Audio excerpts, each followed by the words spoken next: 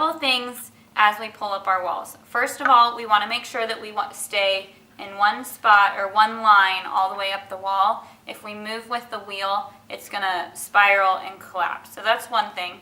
We also want to make sure that we're not pushing too hard. If you're pushing too hard or giving uneven pressure, your walls are going to be uneven, maybe have weak spots, and want to collapse. So even pressure, and you do not have to get your walls to 1/4 of an inch all in one pull. We're going to do multiple pulls, okay? So I did one, and that one I did just with my fingertips. Now I'm going to show you how to use the sponge, and it took me a really long time to figure out how to incorporate the sponge into throwing.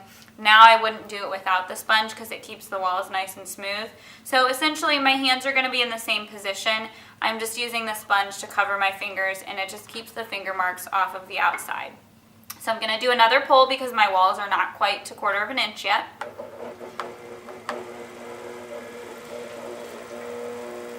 Okay, so same position, I've got my shadow puppet. My thumb probably can't get all the way to the bottom this time, and that's okay. So this time, your fingers on your right hand are going to start to do the work, and then whenever they can meet up with your thumb, then your thumb can start to squeeze as well. So I'm going to squeeze, slowly move up, even pressure. I'm pulling into the center, and I am releasing before I pull past the top lip. At the top, I'm just going to squeeze it to make sure that the thickness is the same. Smooth it out. Okay, now my walls are probably pretty good from about here up, and you just have to eyeball them. Down here, right where my walls meet my base, that tends to be the #1 reason why wheel thrown projects explode, because it stays a little bit thick down there at the bottom. So make sure you pay special attention to the bottom, and I'm just going to give that bottom part a little bit more of a squeeze, and I'm just going to pull up until it incorporates into the correct thickness. Okay, so I've tucked my elbows so that I can stay nice and steady. I've kind of latched my fingers together to, again, help steadiness. And I'm going to squeeze right there at the bottom. And then I'm just going to pull up until it's incorporated into the correct thickness. Okay, so now my walls are about 1/4 of an inch all the way up. I'm going to make sure that my base is nice and even and smooth. And now I'm ready to shape it. Obviously this does not look like a cereal bowl. I need to make it wider up here. So now what I'm going to do, my hands are going to be in a pretty similar position to pulling, except for this time I'm not going to actually squeeze because our wall thickness is correct at this point. We don't want to make it any skinnier. So at this point, this hand is just hanging out. It's just supporting, okay, supporting roll, making sure that everything's going okay.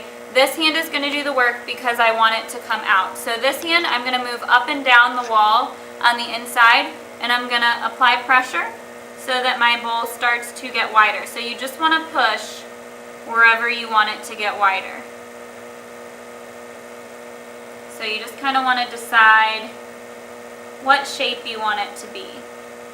You can also use the sponge. And I'm going to even slow down my wheel a little bit more. Okay, remember I said the farther along we get, the slower our wheel is going to end up going. So just decide what you want your bowl shape to look like. If you get it a little bit too wide, we can give it a little bit of a hug. So you're going to make a V, and you can push it in this way. So you just kind of need to decide what you want it to look like. Let's say your bowl is too tall for your liking, or maybe your top lip is a little bit uneven and wonky. We're going to do what's called a trim cut.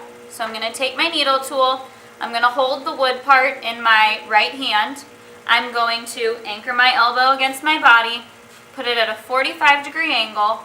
Left hand, a finger is going to rest on the inside, again, not pushing, just resting. I'm going to decide where I want to cut it.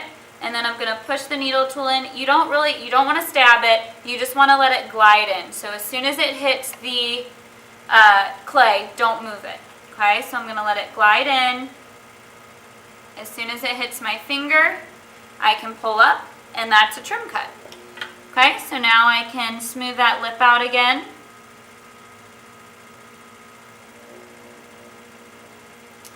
And now I have a nice even lip. I like the shape of my bowl. I'm going to go through and get all of the slip or water out of it. We don't want that hanging out in there.